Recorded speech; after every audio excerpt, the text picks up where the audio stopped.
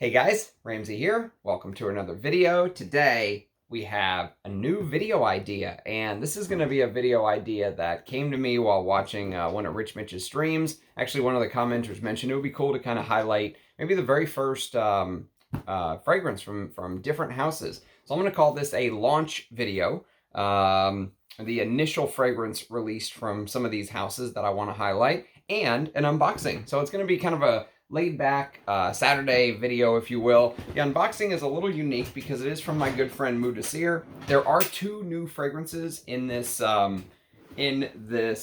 box, but there's also two returning fragrances. So I basically sent him some fragrances a couple months back, forever ago, and I told him to try to sell them, and no one wants these. So I was like, you know what, screw it, just give them back to me. They are that unpopular that nobody wants them. So let's do this unboxing. This ought to be fun. A return unboxing. Who would have ever thought it?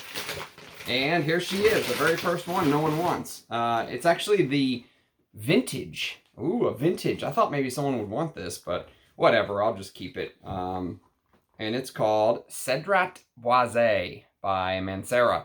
And it's the twist cap version. Ooh, it's a vintage. Anyways, so yes, Mancera Cedrat Boise. Literally no one wanted it. We reduced the price multiple times, and at that point I was like, screw it, I'll just keep the damn thing. Maybe I'll end up doing it. I still haven't even done a video on it, so it'll be good eye candy for the video, I guess. And then we have this little bad boy, which is going to be, you go back in your case. Alright, so we have this little bad boy, which is actually a fragrance that I've been targeting for a while. And it's a Geo F. Trumper fragrance. And this is called Eucris. Eucris. Now, one thing that really kind of made me want to jump on Eucris is Monsieur bought this a long time ago, and he bought it at least long ago where it has a shortened ingredient list. So I'm sure that the new ones are just fine. I mean, I hear they're good, but you know me, I like kind of hunting down the older formulas. So it says Eucris is a classic, both modern and traditional fragrance. The word is derived from the Eucharis of classical Greek meaning of pleasing quality and elegant proportions. The Eucris of today is a distinctive eau de toilette with a discreet but memorable fragrance, a classic for the modern man. Okay, so there you have it. To open, unscrew crown. This is a handmade product. How cool is that, huh? Let's see what the unscrew the crown is. Literally, unscrew the crown.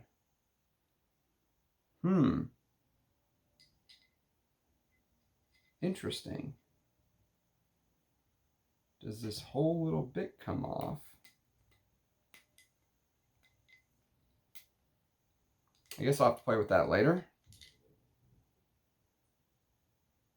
Huh. Very interesting. Okay, I'll have to play with this later, see how this works. Simple little bottle, but excited to have this in the collection. So Eucris, you get added to the collection, my friend. And the note listing, according to Parfumo, is this came out in 1912, by the way. It's blackcurrant, coriander, cumin, and lemon with lily of the valley, clove, thyme, jasmine, and marjoram, moss, patchouli, sandalwood, amber, and musk. So I'm very excited about that one. And then another that I am very excited about is, well, not this one. This is a fragrance I hate. It's actually one of my most hated fragrances.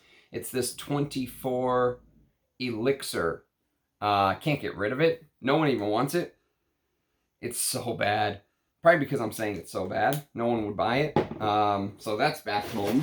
And then this is the other one that I was really excited about, because this is a house that I regard very highly, and it's the house of Etro and this is their Vetiver in the vintage Eau de Cologne bottle. And I'm a big fan of the house of Etro. I think they are one of the most underrated houses in Fragcom. And there is the Vetiver. So I've been on a little bit. This, let me spray this.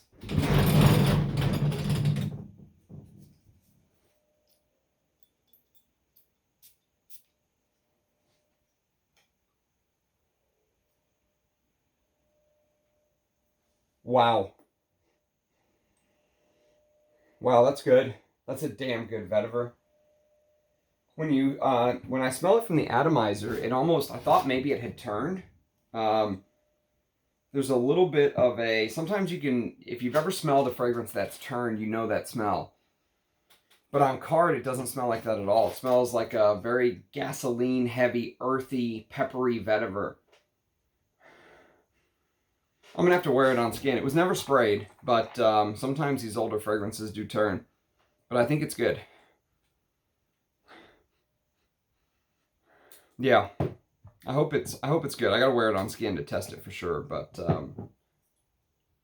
one of the risks of buying vintages. But yes, good stuff. Eau de Cologne of Vetiver. Okay, so we better get started. Let's get this video on the road. And you know, these type of videos are, for me, you know, they're fun little excuses to talk about a lot of different fragrances. That's what that is what it's all about for me, is discussing a lot of different fragrances. It is Game 6 of the Stanley Cup playoffs, so I'll be cheering on my Stars tonight. And if we win, it's a closeout game. So we'll have fried the Kraken, and then we can move on to the Western Conference Finals. I do love hockey. I'm a huge hockey fan. If you're watching this many months or years after and they lost and I'm sad again, which is probably the way it'll go, but I do have faith, I believe. So yes, hockey is my favorite sport. It's the last sport that they haven't ruined yet. Drink of the day is a beautiful English tea with some half and half, my preferred way to have it.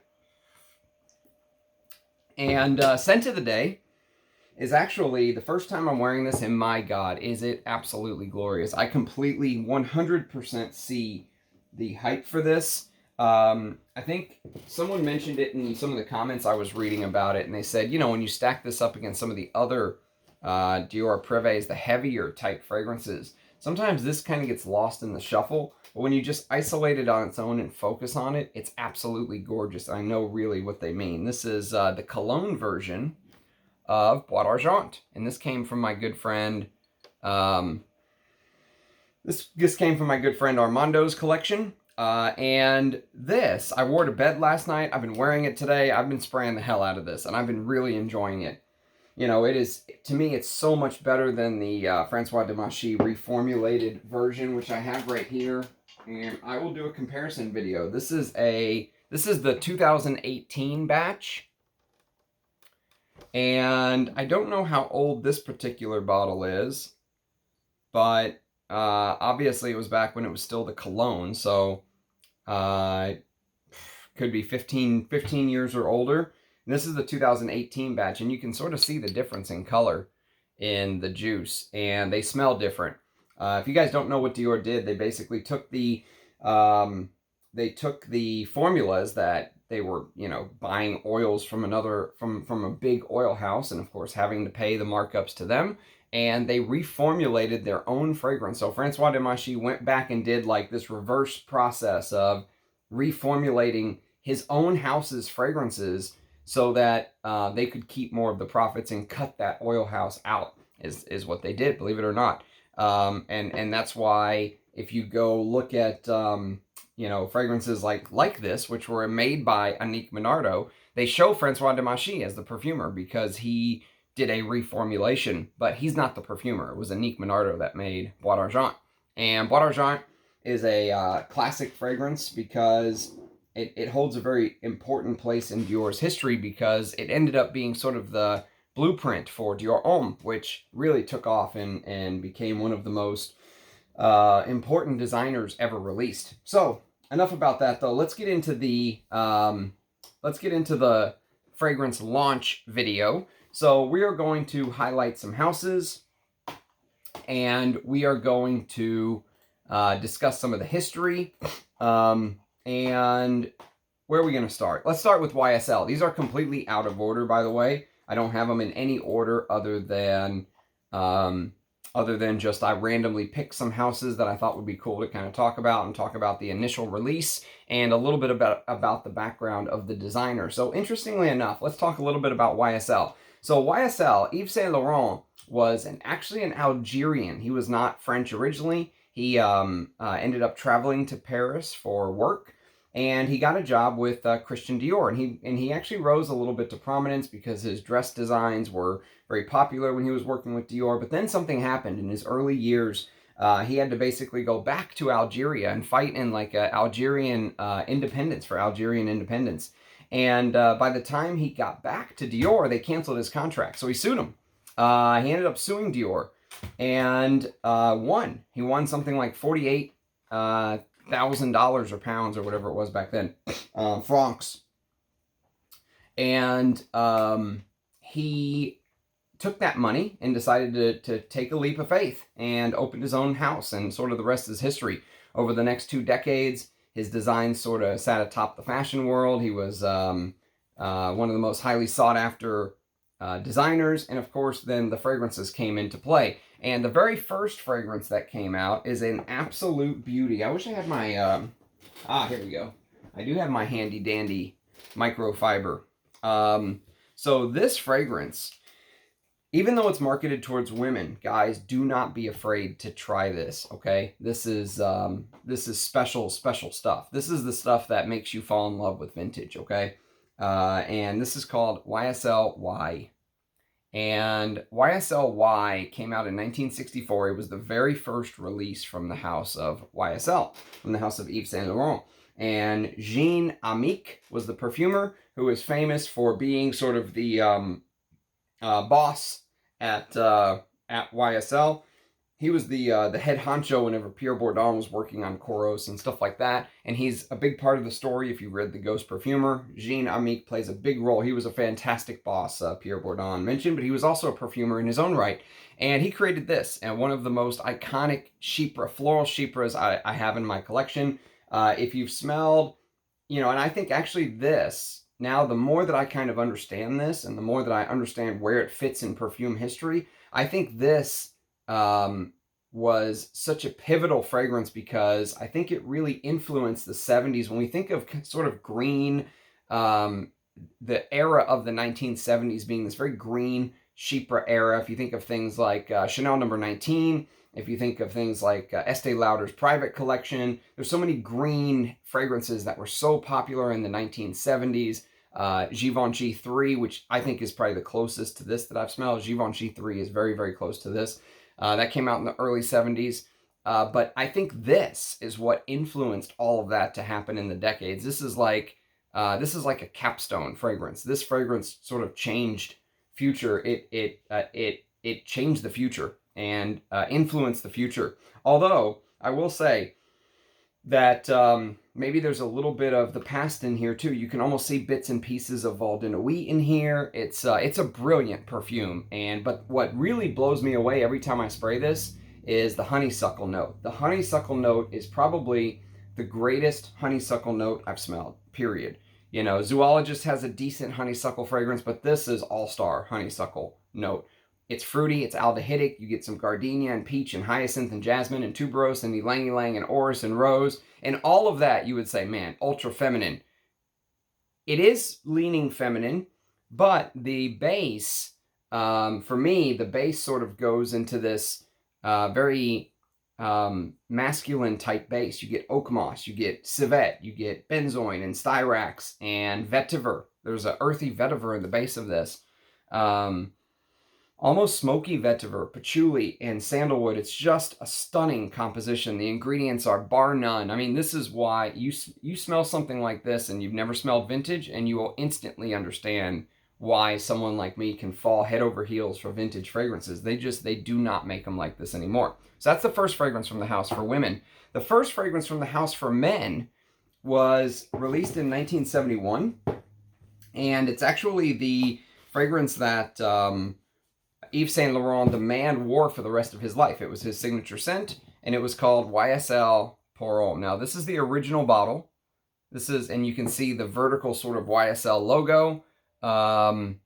And that's what the original bottle looked like.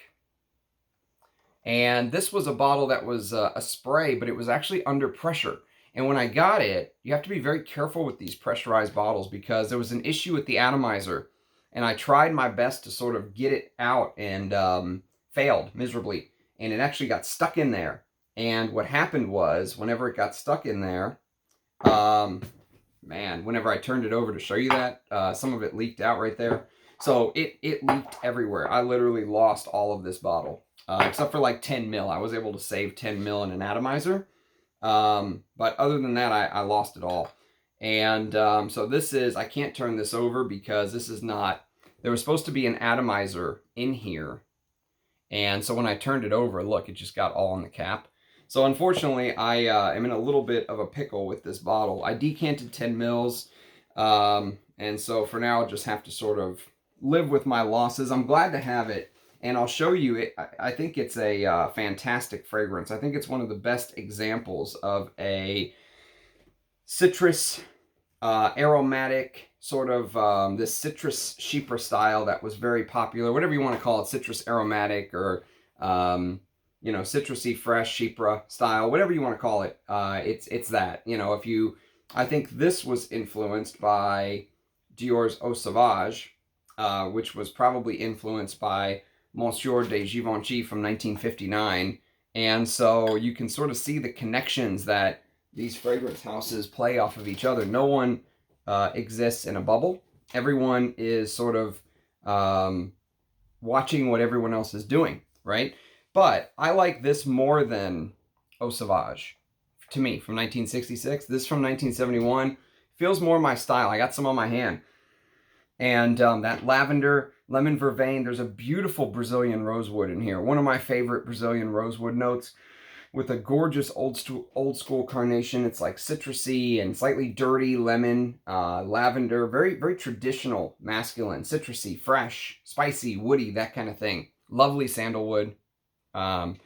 Patchouli and cedar and vetiver and tonka and musk and amber in the base. And this is what the newer bottle looks like. Now, this is discontinued altogether. There is no more YSL Pour Homme. It's done. They in 2011, I think they ended up sticking it in what they called the Heritage Collection or Gentleman Collection, or I can't remember what it was called, but it basically went into a bottle that looked like this. Went into a bottle that looked like this. This is M7 Oud Absolu in the modern, that square Gentleman Collection bottle or whatever they called it. And then they discontinued that even. So there is no more YSL Pour Homme. It's done. It's completely discontinued apparently. But even the one in this bottle I heard was still quite nice. So if you could get this bottle, it's better than this bottle.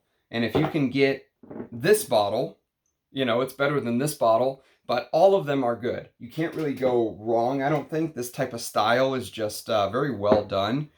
YSL kept it in great condition, maybe because it was, you know, Yves Saint Laurent's signature scent. And, but I'm happy to have, even though I spilled so much of this bottle, I'm happy to have it. I can still wear it, and I've got the 10 ml decant stashed away. I mean, it literally like shot like a geyser in here. It was like I was opening up a champagne bottle. You guys should have seen it. It was everywhere. And so yes, that's unfortunate, but I'm still very lucky to have it. So that's the first masculine release from the house of Yves Saint Laurent. So let's go to the house of Dior. So the house of Dior was obviously founded by was founded by Christian Dior in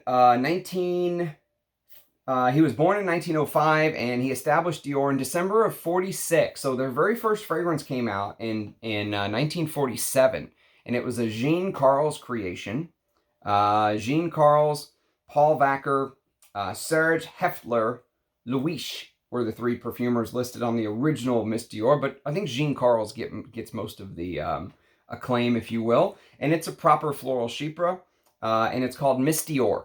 and that was their very first fragrance in 1947. It was a huge hit. And basically the original is galbanum, bergamot, gardenia, jasmine, rose, oak moss, ambergris, sandalwood, and patchouli. And I have the Esprit de Parfum version, which was actually a version that was worked on by the great Edmund Rudnitska. Edmund Rudnitska is credited for doing the reformulation of Miss Dior in the Esprit de Parfum version. And the Esprit de Parfum, they've added a couple things. So he's added sage, and he has added, so it's sage in the top is what he's added. And then there's a little bit of neroli that ended up getting added with some labdanum in the base. And so what it ends up smelling like to me is it smells like a thicker, almost tobacco smoky-like feel. Like there's this tonka labdanum thing going on that he's added in the base that wasn't there in the original. There's a lot of different versions of Miss Dior, but you could even point to something like this, because this is a green fragrance with that galbanum. You could point to something like this even being influenced by, let's say, Val de Nuit. Val de Nuit influences something like this. This influences something like this. And then, boom, the 70s were sort of created with that big green decade. But yes, Miss Dior Esprit de Parfum is out of this freaking world. Do not, if you're a guy, pass this up because it says Miss Dior, especially if you can get one of these older bottles. I think Amouage has bottles of this. It is, it's one of the greatest fragrances I've ever smelled, literally. So that's for the women. For the guys, the very first fragrance they came out with, for the men, was in 1966, and it was an Edmund Rudnitska creation, and it is Eau Sauvage. And I like to wear this in the dead of summer because this doesn't last very long, and it's a little simplistic. It's lavender and lemon and bergamot, and you do get a little bit of basil and floral heart, old school carnation, and a little bit of oak moss and musk and amber and vetiver, but it doesn't, sort of this citrusy, fresh thing that smells, I don't know, it's not very exciting to me.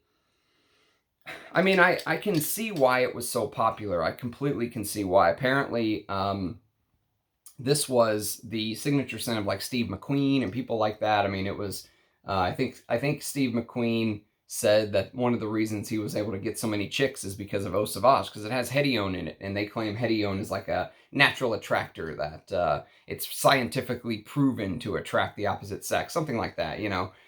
Who knows whether that's true or not, but I can tell you that I would love to smell some of the older bottles of this, because Edmund Rudnitska doesn't do simple. All of his fragrances have this bite to them, this challenge, this almost they're supposed to shock you in the opening, and this doesn't shock me. It does have cumin listed in the note listing on the top. I don't get any cumin from this, none.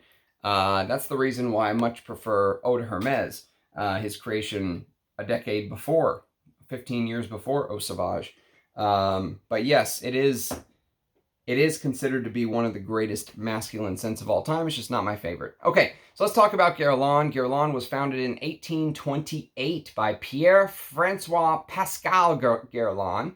And not many people talk about the original Guerlain. It was really Amy Guerlain that's considered to be the trendsetter, because Amy Guerlain created what many consider to be the most vital fragrance in the point in time in fragrance history, where they changed from being something like, oh, we're going to create a fragrance that smells like a gardenia, or we're going to create a fragrance that smells like a daffodil, or we're going to, you know, just like smelling like something you would smell in nature, to going into this abstract sort of art-like concept, right? And that's where Amy Guerlain stepped in and created Jicky.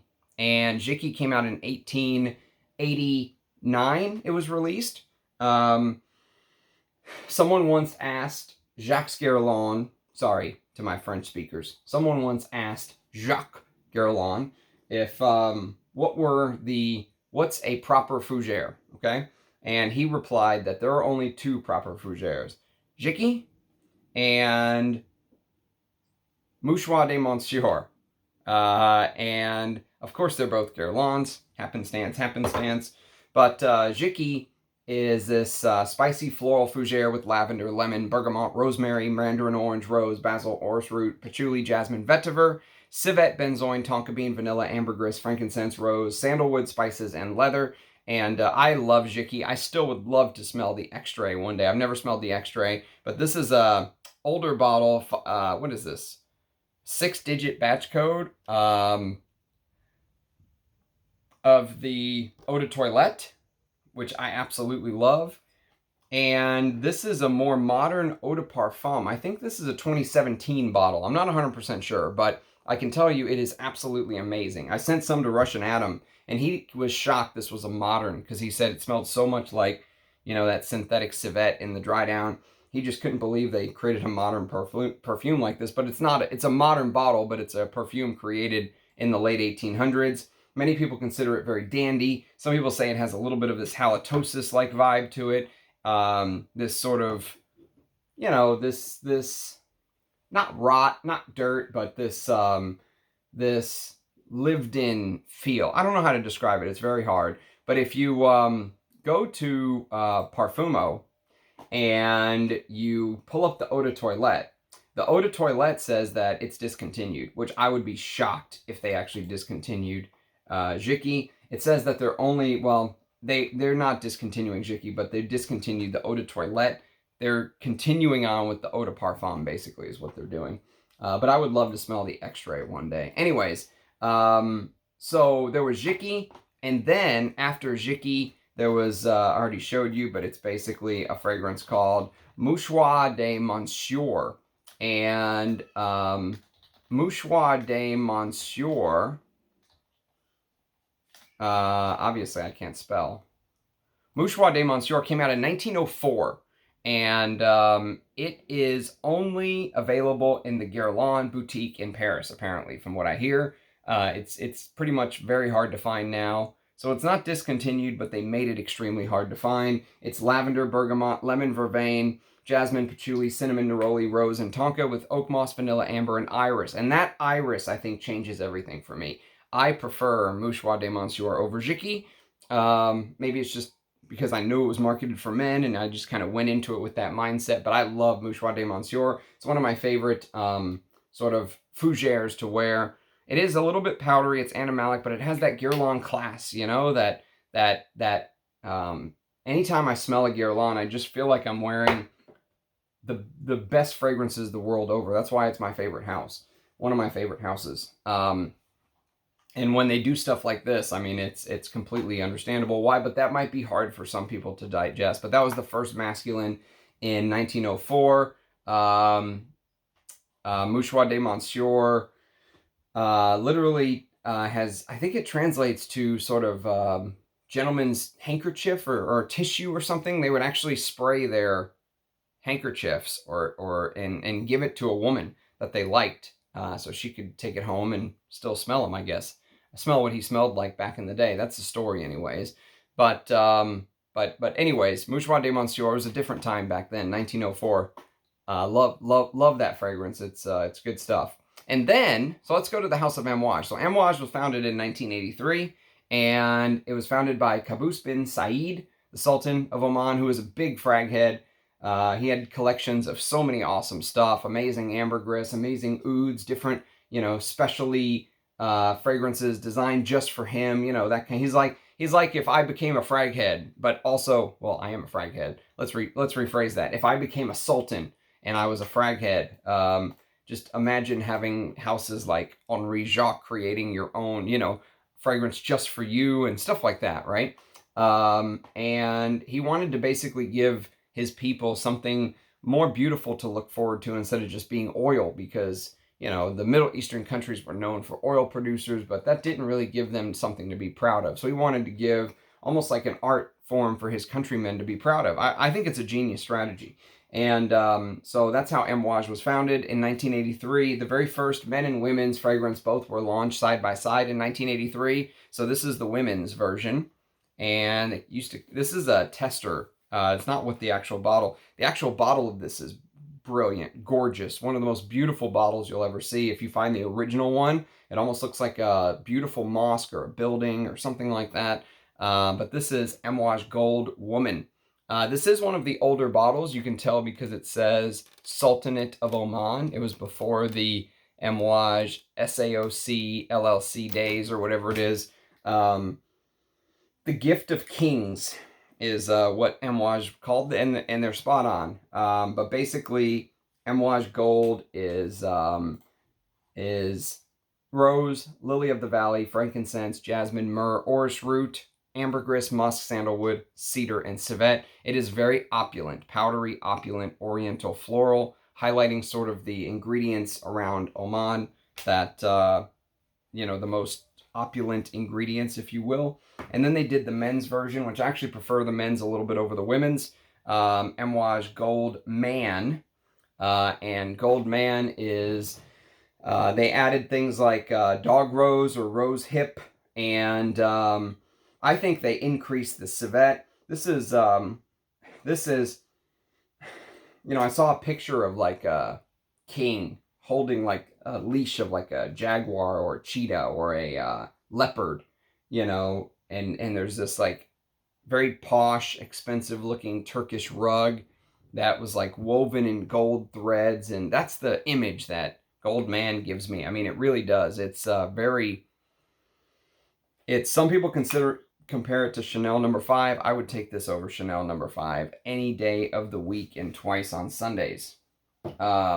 Okay, next on the list we have Jacques Bogart. And again, not every house is going to be in here. Maybe I'll do a part 2 if you guys like this series. But we have the house of Jacques Bogart. They've been around for about 50 years. They were an independent French family-owned group specializing in design, production, and distribution of perfume and cosmetics. And so they don't have really a cool history or anything like that.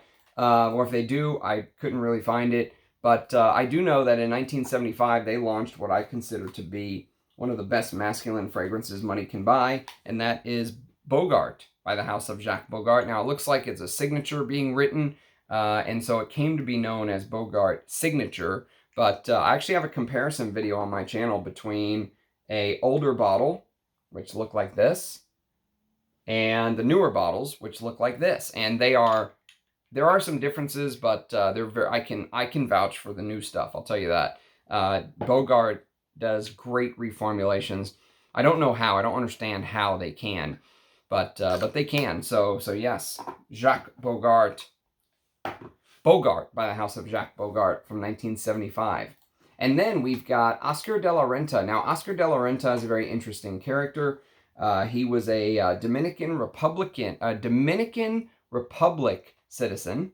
He was born in 1932, and he basically left the Dominican Republic to study painting at the San Fernando Royal Academy of Fine Arts in Madrid. So he went to Spain, and he began working as an illustrator for fashion houses, a position that basically led to the post of assisting Spain's leading designer, Cristobal Balenciaga, who will play role in another famous designer getting off the ground as well pretty soon. But in 1961, he went to Paris, and he worked as the assistant to Lanvin Castillo's head designer, Antonio de Castillo, before moving to New York in 1963, where he helped design ready-to-wear collections for Elizabeth Arden.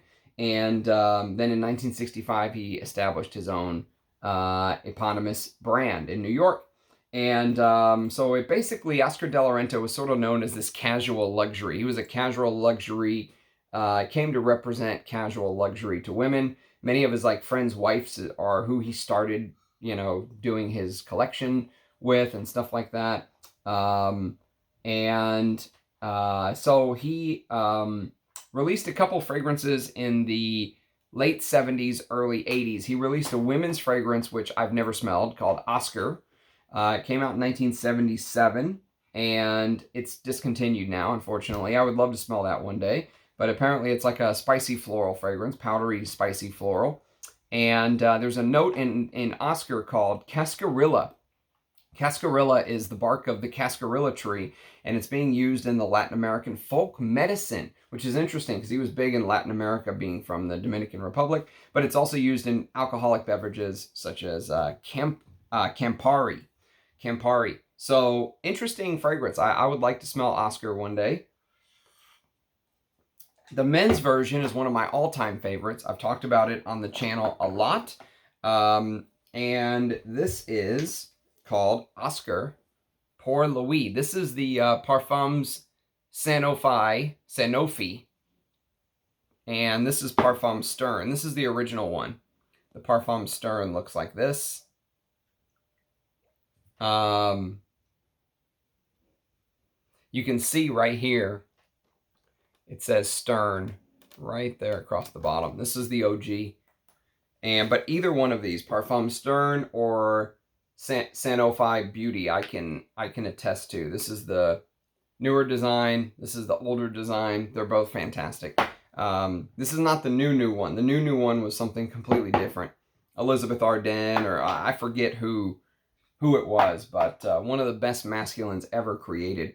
Easily could have been a signature scent for me. It's leathery, earthy, spicy, woody. It's got all kind of details, anise and sage and lavender and galbanum and aldehydes. It's very aldehydic in the opening, actually. Actually, even the aldehydes extend into the mid, and you get some carnation, geranium, patchouli, you know, a very complex fragrance, but it wasn't overly animalic, and I think that's what sort of set it apart. So while everyone else was wearing Koros and Antaeus and stuff like that, Pour Louis sort of was one of the,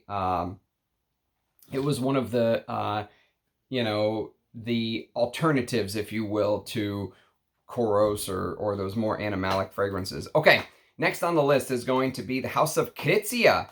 And this is a fragrance house that was founded by Maurizia Mandelli in 1954. She was a school teacher, but she'd always had an interest in dressmaking, and she became frustrated by the clothes in shops in the 50s. And together with her friend, Flora Dolci, she began designing her own clothes.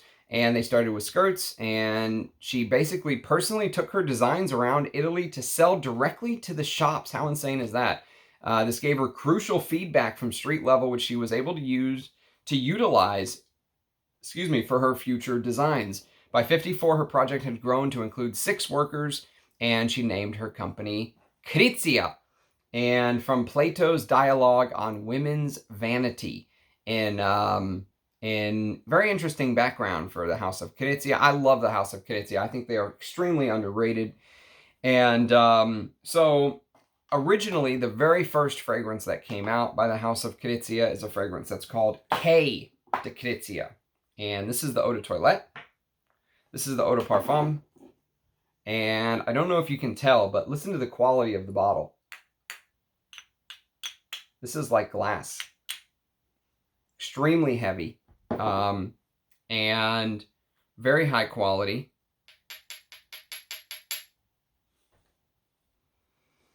And this is the oldest fragrance from Maurice Roussel that I've been able to hunt down in my collection. It's from the 1980, like I said. It's an aldehydic floral with lots of detail. And interestingly enough, if you follow Maurice Roussel's style, which we'll talk about one of his most famous fragrances once we get to Frederic Malle today, but K de Krizia has that sort of musky dry down that you'll start to associate the style of musk that Maurice Roussel creates. Even here, you can almost sniff it out in the base if you give it time for the rest of the top notes, and it's very fruity too. So it's a floral, spicy, animalic, fruity chypre, basically, that is extremely complex, extremely high quality materials. Again, if you've never smelled vintage fragrances and you have only smelled designers and you're like, what in the world is wrong with people going after these fragrances from 40 years ago, 50 years ago? Have they lost their damn minds? Just smell this.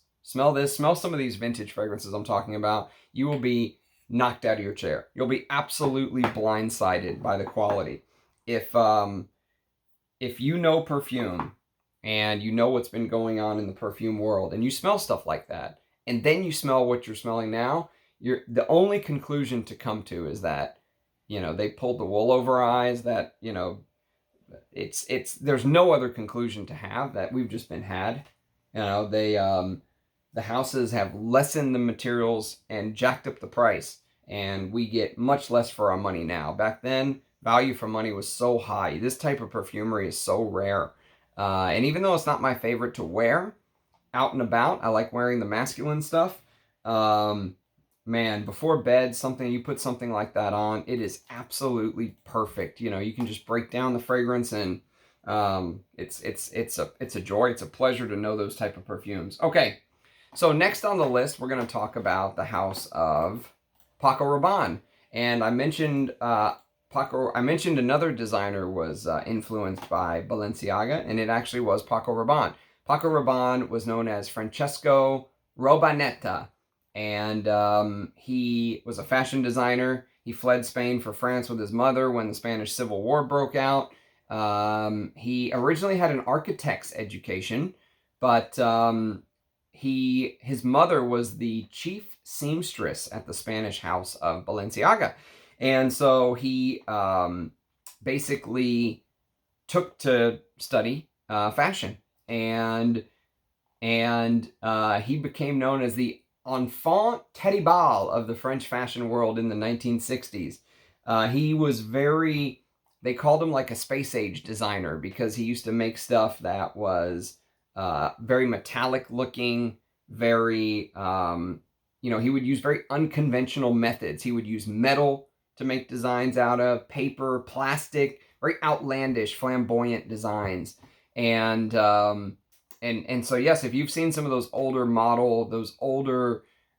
dresses that he designed for his shows, the costume designs for cinema, he made one of his most famous outfits, which was the costume for Jane Fonda in the science fiction film Barbarella from 1968. And so anyways, in 1969, the house of Paco Rabanne released their very first fragrance, and it was called, God dang it, dropping everything. Here we go. It was called Calandre. Special shout out to Amouage for sending me a couple precious drops of this juice. It was originally called Eau de Calandre, I believe. And Calandre came out in 1969. It's a floral chypre, and it is aldehydes, green leaves, bergamot, iris, lily of the valley, geranium, jasmine, rose, musk, oak moss, ambergris, sandalwood, and vetiver. And it is out of this world good. It is so very good. It's discontinued now, unfortunately, but what a fragrance this was. Even though it was marketed towards women, amazing, amazing stuff. And then, in 1973, they actually released what is my father's signature scent. He wears it to this day. They're coming over later today. He'll probably be smelling like this. This is Paco Rabanne Pour Homme. So Paco Rabanne Pour Homme in 1973 was the first masculine fragrance. It's a green barbershop scent, basically, with rosemary, clary sage, rosewood, geranium, lavender, and tonka, oak moss, musk, honey, and amber. And the animalic honey starts to come out a lot more in these older bottles with the raised R. You can find the raised R bottles. There's like 5 versions of this. And all I'll tell you is don't get into the real nitty-gritty details. You don't have to. I mean, unless you're really like a Paco Rabanne Pour Homme fan, then you can try to hunt down all the different versions. But all you need to know is get one with the raised R, and you'll be a happy camper. That's pretty much the gist of it. This is so good, though. I love Paco Rabanne Pour Homme. And then we have Hermes. Hermes was founded by Thierry Hermes in 1837. And he understood and anticipated his customers' expectation, the desire for simplicity and lightness. Well, they created very expensive handmade, like leather saddles and, basically like made to measure leather goods and stuff like that. Basically, if you were ultra rich in the 1800s, you would walk into an Hermes store and you would say, give me 100 saddles for my ranch, or make me a tailored pair of boots, or, and it was that sort of handmade perfection that sort of, really put them on the map as being someone for the ultra rich, it was like you had to know somebody to know Hermes, that kind of thing, right? And so anyways, there was a lot of history back and forth between Hermes, and even in the 1920s during the war years, there's these different parts of Hermes that kind of came to the forefront. They created everything from golfing bags and handbags and all this kind of stuff, right? And so in 1951, that's when basically the first Hermes fragrance was released. And there's an interesting story behind it, because this fragrance actually, which is called Eau de Hermes, came out in 1951. And it was not supposed to be released as a fragrance. I mean, it was released as a fragrance, but it wasn't supposed to be sold as a fragrance. Their initial idea was that they were going to give this to folks who bought a Birkin bag. Okay, so if you bought a Birkin bag back in the day, they were going to give you a bottle of Eau de Hermes, and the idea was, my God, this is the best Edmund Rudnitska as far as I'm concerned. This is his masterpiece. That's what I say. That's what I'll always say. I don't think I'll ever change on that. This is, you know, sometimes a fragrance is just for you, right? This one's for me. This is bergamot, cinnamon, cardamom, clover, and lavender. And I think that the clover note in this influenced a clover note that came out 14 years later, 13 to 15 years later, which we'll talk about here in just a little bit. But this sort of clover DNA that Edmund Rudnitska was playing with, vanilla, geranium, tonka, jasmine, birch, leather. It's a very spicy, red hot cinnamon when you first spray. Very spicy cardamom with the cinnamon, with birch and leather. Sandalwood, tonka bean, and cedar. I love Eau de Hermes, man. This could be a signature scent for me. I mentioned, I mentioned a couple already. Could be a signature scent. Oscar de la Renta, Pour Louis could be a signature scent. Paco Rabanne, Pour Homme could be a signature scent. This could be a signature scent for me. It is so unbelievably good. It's so unbelievably good. It's I think it's Edmund Rudnitska's masterpiece, and it wasn't even supposed to be sold. Their idea was they would give it to you if you bought a Birkin bag, so you could spray the inside of your bag again and make it smell like it was brand new. Make it smell like the new bag of like leather, you know, when you just bought the Birkin bag before you put all your stuff in there and it lost that new leather smell. Kind of like when you buy a new car, it has that new car smell. Eau de Hermes was supposed to be a new leather smell bag, you know, a new bag smell fragrance. So you spray it inside of the bag and then you smell it and it smells like a brand new Birkin bag again. That was the idea behind Eau de Hermes. But people started to come back into the shop and buy it again. So they would come back and ask for it, and they were like, well, these aren't really made to be sold. We were just giving them away. And it became so popular, they were basically forced to sell it. They didn't want to get into the perfume business originally. They didn't think it was their thing. You know, they were a leather goods maker. They weren't a perfume maker. But that's basically how it all started. In 1951, Edmund Rudnitska, classic, all-time classic. I mean, never go out of style for me. The best fragrance from what many consider to be the best perfumer of all time, Edmund Rudnitska. Okay, next on the list, we're going to talk about Calvin Klein. So Calvin Klein was basically, in a nutshell, in 1968, he founded Calvin Klein Limited, and it was supposed to be like a coat shop in the York Hotel in New York with 10 grand.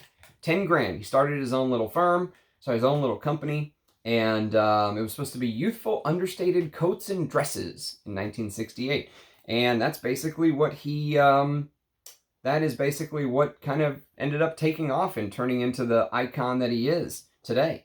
I mean, they probably pretty much sell everything. He won the prestigious Coty Award 3 times in a row in 73, 74, 75. He was the youngest designer of all time to ever receive that honor. In 82, 83, 86, he won the Council of Fashion Designers of America Award, and you kind of see where this is going.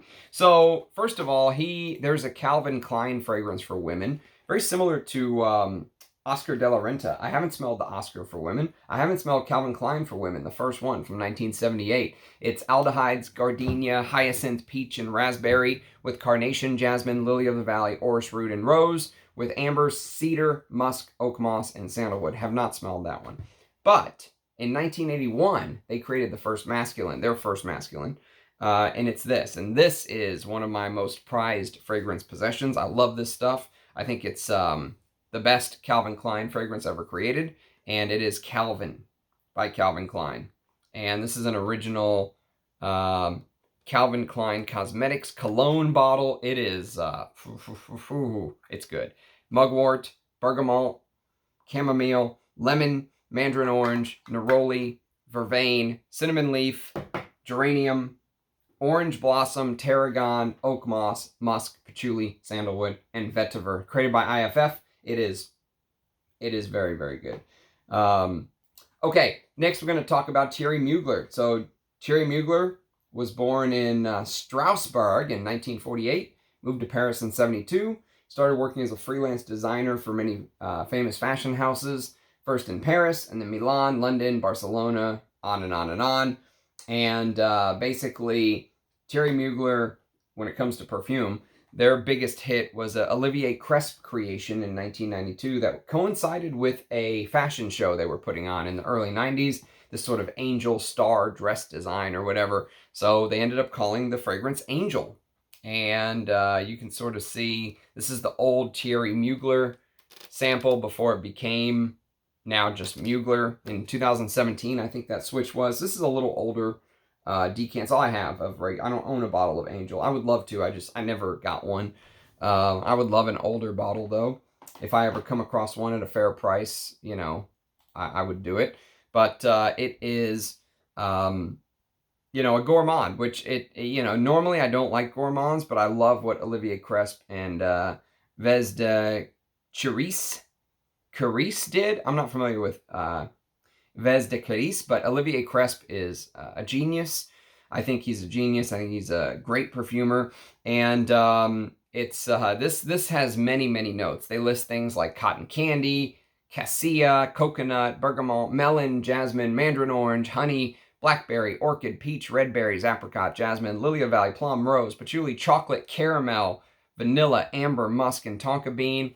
Many, many notes. It's a gourmand and it's sweet. But I love it. I absolutely love Angel. And after Angel, they put out Angel Men, which is this. And Angel Men is, I mean, I love both fragrances, but I think Angel Men is sort of where my heart's at. Maybe it's just nostalgia. Maybe because I smelled it first. But yes, I'm a big fan of Angel, or Amen as it ended up being known.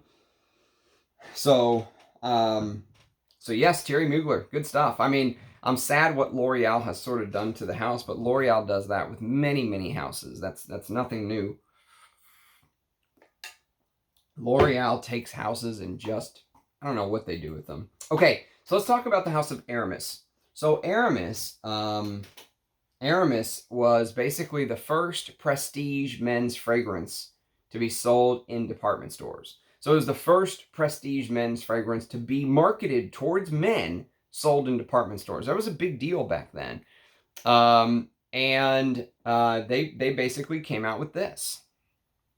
This is Aramis from 1964. This is Bernard Chant, one of my favorite perfumers of all time. Everything he touches is gold. Literally everything Bernard Chant has done, if you're a perfume lover, you should smell. And I have not smelled Aromatics Elixir. I have not smelled the original Halston for Women from 74. Have not smelled that. Have not smelled Beautiful by Estee Lauder. Have not smelled Cinnabar even by Estee Lauder. So there's a lot of stuff that he's done I have not smelled. So me saying you should smell everything and then not smelling everything, well, you're just going to have to put up with that dichotomy. I want to, I just haven't gotten around to it yet. But the ones that I know from his work, like this, and Aramis 900, and Devon, and Azuré, and Cabochard, you should smell all that stuff. He is an icon. Everything he touched was just golden to me. But this to me, in 1964, this takes bits and pieces from this, to me. And that's why I mentioned that clover note, because that clover sort of spiciness. Now, he did things a little different, obviously. Bernard Chant, I think, was a bit of a perfectionist. He was also a bit of a, what would you call it? Almost like he would blur the lines of gender, okay? So he released Cabochard for women, and he released Aramis for men, which smell very similar. He released Aromatics Elixir in 71. And he released Aramis 900 in 73, which smell very similar for men. Aramis 900 for men, Aromatics Elixir for women. He's done that over and over and over again. It's a very interesting strategy that he had. And it just, even back then, he released JHL for men. That was Joseph Henry Lauder's fragrance for Estee Lauder's husband. Estee Lauder's husband loved things like opium and cinnabar, but he wouldn't wear them because they were for women. So they made a fragrance for him called JHL, his initials, and marketed it towards men, and he would wear it then. But it smelled very similar to cinnabar, or very similar to, it had touches of maybe even Youth Dew with cinnabar, that kind of thing, opium.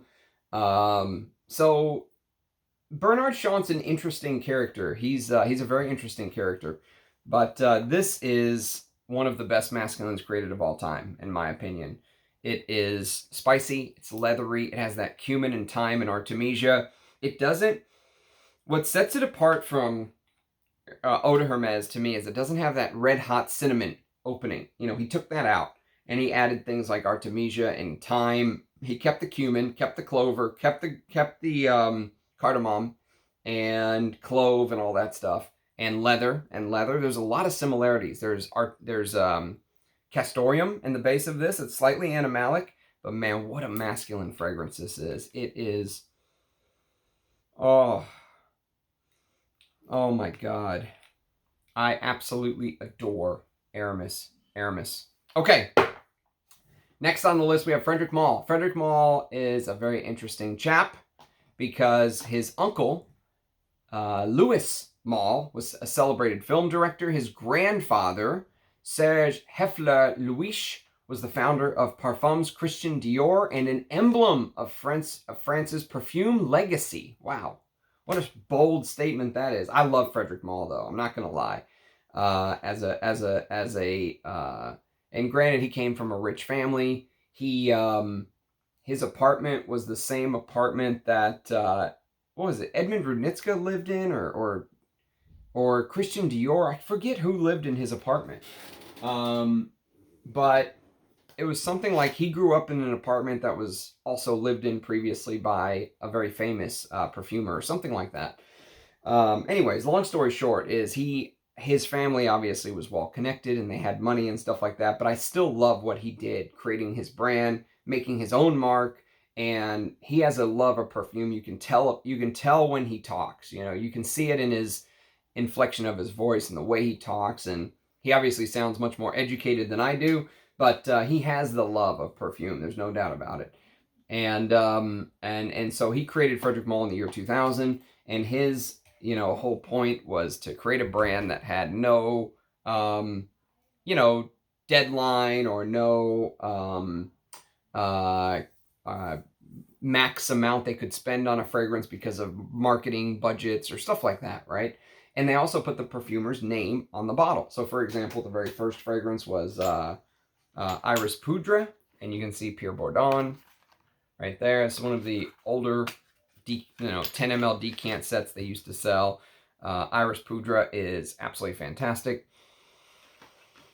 Still available, but if you can find the older bottles, I would go for the pre-Estee Lauder bottles. I think they smell different, actually. Rosewood, carnation, ylang, bergamot, and orange with aldehydes, jasmine, lily of the valley, magnolia, violetta, rose with iris, musk, amber, sandalwood, ebony, and vanilla. Fantastic fragrance. And then we have, of course, Musc Ravageur, and I was mentioning earlier about Maurice Roussel. This is what the original Frederic Malle caps look like. They had this matte color to them. I actually like them better than the new ones. But if you can find these older bottles of Musc Ravageur, they are fantastic. They are glorious. And this, you can sort of smell a little bit of the musk that Maurice Roussel became famous for, even in his first creation, but especially here. There's very little top notes in this. It just sort of hits you like a shotgun blast to the chest. Lavender, cinnamon. That lavender is what puts some people off. I love it. Bergamot, musk, vanilla, amber, more musk, patchouli, and sandalwood. And this was actually a fragrance that was brought to Frederic Malle. Maurice Roussel did not create this with Frederic Malle. He brought it to him and showed Frederic Malle, and Frederic Malle said, yes, I will take it. It is, when Frederic Malle first smelled it, he said, I'll take it, but I want to add some bergamot at the top to make it a little bit more, you know. It was just very heavy when he first smelled it, he said. But I do really like this. This is a good designer musk. And this is all in the year 2000. So this was like when he released it. This was his release. This was his launch list of fragrances. Noir Peace by Michel Rudnitska, the son of Michael Rudnitska. Noir Peace is sort of oriental without the vanilla. Think of it like that. Lots of clove and orange and geranium and rose and nutmeg and cinnamon and pepper. It's very spicy and woody and cedar and patchouli, but there's very little vanilla. And the new version almost smells slightly aquatic. If you can get the older one, that pre-Estee Lauder, I would urge you to do that. And then Lipstick Rose. This is actually what the real old Frederic Malle bottles looked like back in the day when they first came out in the year 2000. Lipstick Rose is one of my favorite rose fragrance. I'm in love with that powdery, sort of creamy violet rose lipstick feel. It's almost like kissing like the most beautiful woman you've seen, you know, like wearing this very dark red lipstick. There's this, as a boy, as a man, there's this, allure to this fragrance, almost like this playful sort of catchy sort of but also like hidden sexualized thing about it, you know. Like imagine every hot woman that you've seen wearing like dark red lipstick that you just wanted to kiss, right? That's Lipstick Rose. And while it should be too feminine for me, it's not. I think it's Ralph Schwieger's greatest fragrance, to be honest. Okay, next on the list we have the Parfum de Thérèse, which is a leather chypre of sorts by Edmund Rudnitska. And if you smell Diorella, you'll get a little bit of that melony, jasmine, pepper, plum, rose, sort of leathery, fruity, floral chypre. Very interesting stuff.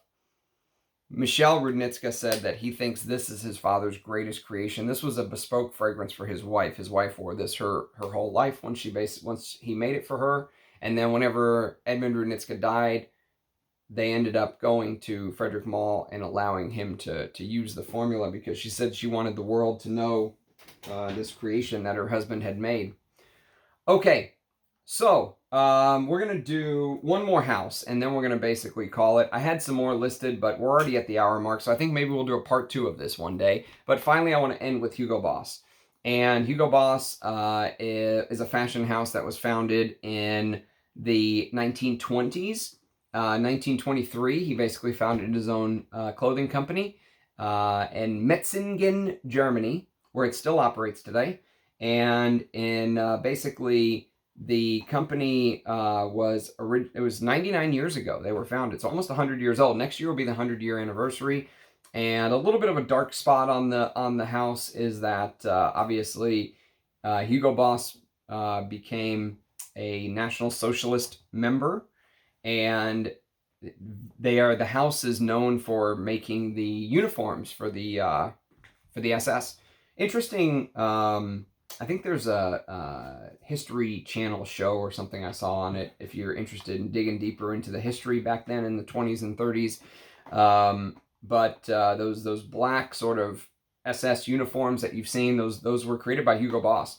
And then obviously after he was sort of marked as a what would you call it? They called it more as like a follower, so a lesser category. He didn't get, put in jail or anything like that, but he did die very young.